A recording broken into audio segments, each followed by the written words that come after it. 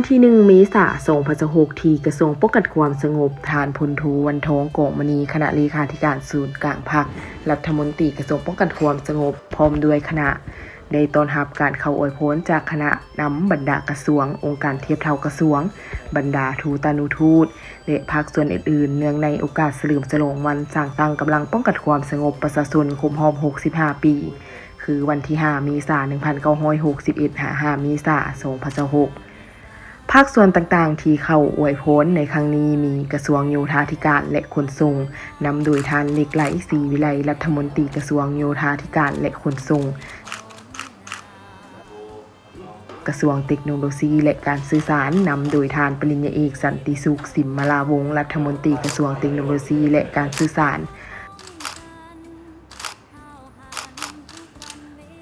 องค์การอัยการประชาชนสูงสุดนำโดยท่านพลจัตวานางลีวงศ์ลาวลีหัวหน้าองค์การอัยการประชาชนสูงสุด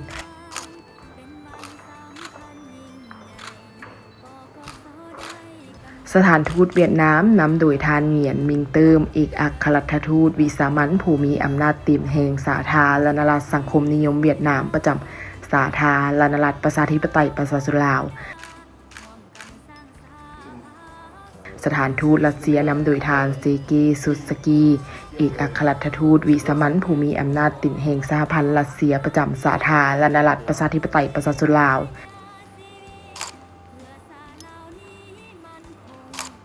และมูลนิธิสุดาพรช่วยเหลือสังคมนำโดยทานนางสุดาพรวังหารประธานมูลนิธิสุดาพรเพื่อช่วยเหลือสังคมในโอกาสดังกล่าวทานพลโทวันทองกองมณีคณะเลขาธิการศูนย์กลางพรรครัฐมนตรีกระทรวงป้องกันความสงบได้ต่างหน้าคณะนำกระทรวงป้องกันความสงบแสดงความขอบใจต่อภาคส่วนต่างๆที่ได้เห็นความสำคัญให้การสนับสนุนและให้การร่วมมืออย่างดีต่อการเคลื่อนไหวเวียกงานป้องกันความสงบตลอดระยะผ่านมาพร้อมทางเฮงโฮมให้พร้อมกันสืบต่อรักษาเสริมขยายมูลเสื้อพัวพันหัวมือที่ดีต่อกันและสืบโตการสนับสนุนให้กำลังป้องกันความสงบสามารถเคลื่อนไหวเฮ็ดสำเร็จหน้าที่การเมืองของตน